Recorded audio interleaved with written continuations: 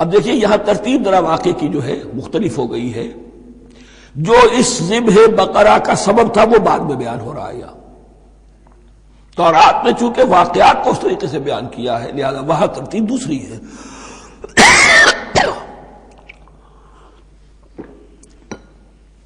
وَإِذْ قَتَلْتُمْ نَفْسًا فَادَّارَأْتُمْ فِيهَا، اور یاد کرو جب کہ تم نے ایک جان کو قتل کیا تھا اور اس کا الزام تم ایک دوسرے پر لگا رہے تھے، یعنی کسی کا پتہ نہیں چل رہا تھا قاتل کون ہے. وَاللَّهُ مُخْرِجٌ مَا كُنتُمْ تَكْتُمُونَ، اور اللہ تعالیٰ فیصلہ کر چکا تھا کہ جو کچھ تم چھپا رہے ہو اسے نکال کر رہے گا، واضح کرے گا. فَقُلْ اضْرِبُوهُ بِبَعْضِهَا، تو ہم نے حکم دیا کہ اس کی لاش کو اس گائے کے ایک ٹکڑے سے اس کے جسم کے ایک حصے سے ضرب لگاؤ. كَذَلِكَ يُحْيِي اللَّهُ الْمَوْتَىٰ، اور دیکھو اس طریقے سے اللہ مردوں کو زندہ کر دے گا. تھوڑی دیر کے لیے وہ زندہ ہوا اور اس نے اپنے قاتل کا نام بتا دیا. وَيُرِيكُمْ آيَاتِهِ لَعَلَّكُمْ تَعْقِلُونَ، اور وہ تمہیں دکھاتا ہے اپنی آیات تاکہ تم عقل سے کام لو. اب جو الفاظ آ رہے ہیں بہت سخت ہیں، بہت سخت ہیں، لیکن ان کو پڑھتے ہوئے درون بینی ضرور کیجیے گا، اپنے اندر جھانکیے گا. ثم قست قلوبکم، پھر تمہارے دل سخت ہو گئے. جب دین میں ہیلے بہانے نکالے جانے لگے اور ہیلوں بہانوں کے ذریعے سے شریعت کے احکام سے بچا جائے، اللہ کو دھوکہ دینے کی کوشش کی جائے، اس کا جو نتیجہ نکلتا ہے وہ دل کی سختی. ثم قست قلوبکم، پھر تمہارے دل سخت ہو گئے. فَهِيَ كَالْحِجَارَةِ أَوْ أَشَدُّ قَسْوَةً، تو وہ تو اب پتھروں کے مانند ہیں بلکہ سختی میں ان سے بھی زیادہ شدید ہے. یہ ویسے بھی فصاحت اور بلاغت کا بھی بڑا ایک عمدہ مقام ہے قرآن کا. وَإِنَّ مِنَ الْحِجَارَةِ لَمَا يَتَفَجَّرُ مِنْهُ الْأَنْهَارُ، پتھروں میں سے تو ایسے بھی ہوتے ہیں جن میں سے چشمے پھوٹ بہتے ہیں. وَإِنَّ مِنْهَا لَمَا يَشَقَّقُ فَيَخْرُجُ مِنْهُ الْمَاءُ، اور ایسے بھی ہیں جو شق ہو جاتے ہیں، پتھر چٹانیں، ان میں سے پانی برآمد ہو جاتا ہے. وَإِنَّ مِنْهَا لَمَا يَهْبِطُ مِنْ خَشْيَةِ اللَّهِ، اور ان میں وہ بھی ہوتے ہیں جو اللہ کے خوف سے گر پڑتے ہیں. وَمَا اللَّهُ بِغَافِلٍ عَمَّا تَعْمَلُونَ، اور اللہ تعالیٰ غافل نہیں ہے اس سے کہ جو تم کر رہے ہو. یہ کیفیت جو ہے ثم قست قلوبکم فَهِيَ كَالْحِجَارَةِ أَوْ أَشَدُّ قَسْوَةً، ہے کون؟ یا بنی اسرائیل اذکروا نعمتی التي انعمت علیکم وانی فضلتکم علی العالمین، جن پر 1400 برس ایسے گزرے کہ کوئی لمحہ ایسا نہ تھا کہ نبی موجود نہ ہو، جنہیں 3 کتابیں دی گئیں. لیکن یہ کہ اپنی بدعملی، عقائد میں بھی مین بیخ کر کے اپنے آپ کو بچانے کے راستے نکال لینا، اعمال میں بھی ہیلوں کے ذریعے سے، کتاب الحیل کے ذریعے سے اپنے آپ کو ذمہ داریوں سے مبرہ کر لینا، اس کا نتیجہ پھر یہ نکلتا ہے. اللہ تعالیٰ مجھے اور آپ کو اس انجام بد سے بچائے. دوسرا اسی طرح کا یونیورسل ٹروتھ والا مقام تھا آخری جو ہم نے کل پڑھا ہے. ثم قست قلوبکم وہی کالحجارۃ او اشد قسوہ. کسی مسلمان امت کا یہ حال بھی ہو سکتا ہے کہ ان کے دل اتنے سخت ہو جائیں کہ سختی میں پتھروں کو اور چٹانوں کو مات دے جائیں. یہ بھی ایک کیفیت ہے جو سامنے آئی. حالانکہ قوم وہ ہے انی فضلتکم علی العالمین، از کجا تاب کجا، لیکن یہ حقیقت بھی ہمارے سامنے آئی کہ یہ چیزیں جو ہیں اپنی جگہ پر امکانات میں سے ہیں. البتہ یہاں ایک بات میں عرض کر دوں کہ اس قساوت قلبی میں پوری امت برابر مسلط جو ہے مبتلا نہیں ہوا کرتی. اس میں امت کے جو قائدین ہوتے ہیں اور امت مسلمہ کے قائدین اس کے علماء ہوتے ہیں، سب سے زیادہ شدت کے ساتھ یہ خرابی ان میں آتی ہے. اس لیے کہ باقی لوگ تو پیروکار ہیں، پیچھے چلتے ہیں، وہ اعتماد کرتے ہیں کہ یہ ہے اللہ کی کتاب کے پڑھنے والے، یہ ہے تورات کے حامل، یہ جانتے ہیں، وہ ان کے پیچھے پیچھے چل رہے ہوتے ہیں. لیکن جو لوگ جان بوجھ کر اللہ کی کتاب میں تحریف کر رہے ہیں انہیں تو پتا ہے ہم کیا کر رہے ہیں. جو لوگ جان بوجھ کر حق کو پہچان کر اس کا انکار کر رہے ہیں انہیں تو پتا ہے کہ ہم کیا کر رہے ہیں. در حقیقت یہ سزا ان پر آتی ہے. یہ بات اب ان آیات میں جو آج ہم پڑھنے چلے ہیں بہت زیادہ واضح ہو جائے گی انشاءاللہ. فرمایا افتطمعون ان یؤمنوا لکم، تو اے مسلمانوں کیا تم یہ توقع رکھتے ہو کہ یہ ایمان لے آئیں گے تم پر، تمہاری بات مان لیں گے؟ ظاہر بات ہے مسلمانوں کو توقع تھی کہ مشرکین مکہ تو بہت دور تھے دین سے، توحید سے دور، رسالت کا کوئی تصور ہی نہیں، کتاب کوئی ان کے پاس تھی ہی نہیں۔ یہ تو یہود ہیں اور ان کے پاس تو کتاب رہی ہے، یہ موسیٰ کے ماننے والے ہیں، یہ توحید کے علم بردار ہیں، یہ آخرت کا بھی اقرار کرتے ہیں، تو انہوں جھٹپٹ مان لینا چاہیے۔ تو جو مسلمانوں کے دل میں، عام مسلمانوں کے دل میں جو حسن ظن تھا، اب در حقیقت یہ اس کو ایڈریس کیا جا رہا ہے۔ افتطمعون ان یؤمنوا لکم، تمہیں بڑی طمع ہے، کوشش ہے، تمہاری خواہش ہے، آرزو ہے، تمنا ہے، توقع ہے کہ یہ بات مان لے گے تمہاری۔ وَقَدْ كَانَ فَرِيقٌ مِّنْهُمْ يَسْمَعُونَ كَلَامَ اللَّهِ ثُمَّ يُحَرِّفُونَهُ مِن بَعْدِ مَا عَقَلُوهُ وَهُمْ يَعْلَمُونَ، جبکہ حال یہ ہے کہ ان میں سے ایک جماعت، ایک گروہ وہ بھی ہے کہ جو اللہ کے کلام کو سن کر پھر اس میں تحریف کرتا رہا ہے، اس کے بعد کہ اس کو سمجھ لیتا تھا اور اچھے جان بوجھ کر تحریف کرتا تھا۔ اب ظاہر بات وہ گروہ کون ہوں گے؟ علماء ہی تو ہیں نا، عام آدمی تو تحریف نہیں کر سکتا تھا، تحریف کرنے والے تو علماء تھے۔ افتؤمنون ان یؤمنوا لکم وقد کان فریق منهم یسمعون کلام اللہ ثم یحرفونہ من بعد ما عقلوہ وهم یعلمون واذا لقوا الذین آمنوا قالوا آمنا۔ اب دیکھیے ایک بات بڑی عجیب سامنے آئے گی کہ جس طرح منافقین مسلمانوں میں تھے، ایسے ہی منافقین یہود میں بھی تھے۔ یہود میں سے کچھ لوگ ایسے تھے کہ جن پر حق جب منکشف ہو گیا، اور کچھ ان کی صالح فطرت بھی تھی، اب وہ آنا چاہتے تھے اسلام کی طرف، لیکن اپنے خاندان کو، گھر والوں کو، اپنے کاروبار کو، اپنے قبیلے کو چھوڑنا بھی ممکن نہیں تھا، اور قبیلوں کی سرداری جو ہے وہ ان کے علماء یہود کے پاس ہے۔ تو دل ان کے کچھ صاف ساتھ آ چکے تھے اہل ایمان کے، اور جب وہ اہل ایمان سے ملتے تھے تو کبھی کبھی باتیں بھی بتا، ہاں یہ بات جو محمد کہہ رہے ہیں یہ تورات میں لکھی ہوئی تھی، واقعی یہ بات یوں ہی تھی۔ اب اس کے بعد جب وہ جاتے تھے اپنے شیاطین کے پاس، وہی شیاطین ان کے علماء، ان کے بڑے سرکردہ لوگ، تو وہ جا کر انہیں ڈانٹ ڈپٹ کرتے تھے، بے وقوفو یہ کیا کر رہے ہو، تم یہ بات بتا رہے ہو انہیں تاکہ اللہ کے ہاں جا کر وہ تم پر حجت قائم کرے کہ انہیں پتا تھا اور پھر بھی انہوں نے نہیں مانا۔ اب یہ ان کا آپس کا مکالمہ ہو رہا ہے۔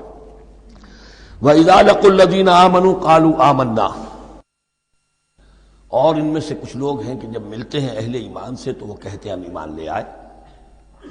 وَإِذَا خَلَا بَعْضُهُمْ إِلَىٰ بَعْضٍ، اور جب وہ خلوت میں ہوتے ہیں ایک دوسرے کے ساتھ، قالوا وہ کہتے ہیں اتحدثونہم، کیا تم بتا رہے ہو ان کو، بما فتح اللہ علیکم، وہ باتیں جو اللہ نے کھولی ہیں تم پر، لیحاجوکم بہ عند ربکم، کہ وہ تم پر حجت قائم کریں تمہارے رب کے پاس، کہ اللہ اس نے مانا تھا کہ ہاں تورات میں یہ ہے، تو تم ذرا عقل سے کام لو، اور یہ حقیقتیں جو تورات کے ذریعے سے ہمیں معلوم ہے مسلمانوں کو مت بتاؤ۔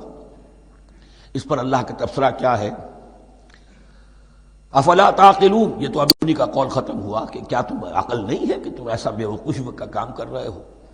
اولا یعلمون، یہ تبصرہ اللہ کا، تو کیا یہ لوگ نہیں جانتے ان اللہ یعلم ما یسرون وما یعلنون، کہ اللہ تو جانتا ہے وہ سب کچھ بھی جو وہ چھپاتے ہیں اور وہ سب کچھ بھی جسے وہ ظاہر کرتے ہیں۔ تو چاہے یہ باتیں مسلمانوں کو بتاؤ نہ بتاؤ، اللہ کی طرف سے تو محاسبہ ہو ہی جانا ہے، لہذا یہ بھی ان کی ناسمجھی کی دلیل ہے۔ اب آ رہی ہے وہ اصل اہم بات جو میں نے آج ابتدا میں بیان کر دی تھی، وَمِنْهُمْ أُمِّيُّونَ، ان میں سے بھی ایک طبقہ تو ہے ان پڑھ لوگوں کا۔ اب دیکھیے امی اصل میں تو ایک طرح سے کہنا چاہیے کہ مشرکین عرب کے لیے لفظ ہے قرآن مجید میں، کیوں؟ ان کے اندر پڑھنے لکھنے کا رواج بھی نہیں تھا، کوئی آسمانی کتاب بھی ان کے پاس نہیں تھی۔ لیکن اب یہود کے بارے میں کہا جا رہا ہے، جیسے آج مسلمان ہیں کہ اکثر و بیشتر مسلمان تو جاہل ہیں، چاہے پی ایچ ڈی کیا ہوا ہو، پی ایچ ڈی تو فزکس میں کیا ہوا ہے، قرآن کی الف بیتیں نہیں آتی، دین کے جو ہیں مبادی تک سے ناواقف ہیں، بہت پڑھے لکھے، اس کو ہمارے بعد لوگ کہتے ہیں پڑھے لکھے جاہل۔ آج کی عظیم اکثریت مسلمانوں کے، پڑھے لکھے مسلمانوں کی، وہ پڑھے لکھے جاہلوں پر مشتمل ہے۔ اس میں شامل کر لیجئے ہماری اکثریت جو ہے ہی بغیر پڑھی لکھی، تو اب انہیں کیا پتا، وہ تو سارا اعتماد کریں گے علماء پر، کوئی بریلوی ہیں بریلوی علماء پر اعتماد کریں گے، کوئی دیوبندی ہیں وہ دیوبندی علماء پر اعتماد کریں گے، کوئی اہل حدیث ہیں وہ اہل حدیث علماء پر اعتماد کریں گے۔ منہم امیون، اب امیون کا سہارا کیا ہوتا ہے؟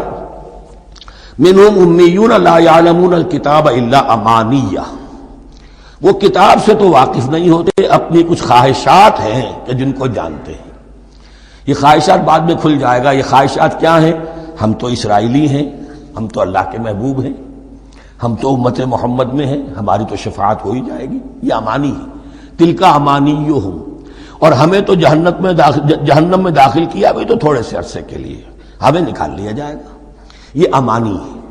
تو ان کے پاس تو یہ تو ان امانی، امنیہ کہتے ہیں خواہش، امانی اس کی جمع ہے، یہ اپنی خواہشات، انگریزی کا لفظ صحیح تعبیر کرے گا وشفل تھنکنگ، یہ اپنی اس وشفل تھنکنگ کے سہارے جی رہے ہیں، علم ان کے پاس ہے ہی نہیں۔ وَإِنْهُمْ إِلَّا يَظُنُّونَ، اور وہ نہیں کچھ کر رہے مگر ظن و تخمین، گمان ہے، ان کے اپنے من گھڑت خیالات ہیں۔ فَوَيْلٌ لِّلَّذِينَ يَكْتُبُونَ الْكِتَابَ بِأَيْدِيهِمْ، تو اصل ہلاکت اور بربادی اور ویل کے بارے میں بعض روایات یہ بھی آئی ہیں کہ وہ جہنم کا وہ طبقہ ہے جس سے خود جہنم پناہ مانگتی ہے، سخت ترین۔ تو وہ ویل، وہ تباہی جو ہے ان کے لیے ہے جو کتاب لکھتے ہیں اپنے ہاتھ سے، ثم یقولون ھذا من عند اللہ، اور پھر کہتے ہیں یہ اللہ کی طرف سے ہے، لیشتروا بہ ثمنا قلیلا، تاکہ کو حاصل کر لیں اس سے کچھ بڑی گھٹیا سی حقیر سی قیمت، یعنی فتویٰ نویسی جس کا معاملہ ہے۔ اب کوئی شخص آیا، اس نے ایک رائے پوچھی، انہوں نے اپنا جو بھی ہے وہ لکھا اور کہا یہی دین کا تقاضا ہے، بس یہی علم ہے، یہی اللہ کی بات ہے۔ اب اس میں کتنا کچھ واقعتاً انہوں نے صحیح بات کہی ہے، کتنی ہٹ درمی سے کام لیا ہے، کتنی کسی رشوت کے مبنی کو رائے دی ہے، خود بدلتے نہیں قرآن کو بدل دیتے ہیں، ہوئے کس درجہ فقیہان حرم بے توفیق۔ تو یہ ان کے علماء کا کردار تھا۔ ثم یقولون ھذا من عند اللہ لیشتروا بہ ثمنا قلیلا فویل لہم مما کتبت ایدیہم، تو ہلاکت اور بربادی ہے ان کے لیے اس چیز سے کہ جو ان کے ہاتھوں نے لکھی، وویل لہم مما یکسبون، اور ان کے لیے ہلاکت اور بربادی ہے اس کمائی سے جو وہ کر رہے ہیں۔ یہ سارا دھندا جو ہے فتویٰ فروشی کا اور دین فروشی کا، اس کے لیے تباہی وہ اپنے لیے مول لے رہے ہیں، اس سے کوئی ان کو اللہ تعالیٰ کے ہاں کوئی اجر و ثواب نہیں ملے گا۔ وقالوا، اب یہ آگے امانی، وقالوا لن تمسنا النار الا ایاما معدودہ، وہ کہتے ہیں ہمیں تو آگ چھو ہی نہیں سکتی، ہاں گنتی کے چند دن، صرف یہ کہ دوسروں کی آنکھوں میں دھول جھونکنے کے لیے کہ کوئی اعتراض نہ کر دے، اللہ ہمیں آگ میں پھینکا جا رہا اور ان کو نہیں پھینکا جا رہا، یہ ہم سے بھی بدتر تھے کردار میں، تو شاید ان کا منہ بند کرنے کے لیے چند دن کے لیے ہمیں جہنم میں ڈال دیں گے، پھر فوراً نکال لیں گے۔ وقالوا لن تمسنا النار الا ایاما معدودہ، اور وہ کہتے ہیں کہ نہیں چھو سکتی ہمیں آگ مگر گنتی کے چند دن۔ قل اتخذتم عند اللہ عہدا، ان سے کہیے کیا تم نے اللہ سے کوئی عہد لے لیا ہے، کوئی قول و قرار ہو گیا ہے؟ فلن یخلف اللہ عہدہ، کہ تمہیں یہ یقین ہے کہ اللہ اپنے عہد کے خلاف نہیں کرے گا؟ ام تقولون علی اللہ ما لا تعلمون، یا تم اللہ کی طرف اس بات کی نسبت کر رہے ہو، تہمت جب لگا رہے ہو، جڑ رہے ہو یہ بات اللہ پر جو تم نہیں جانتے، جس کے لیے تمہارے پاس کوئی علم نہیں ہے۔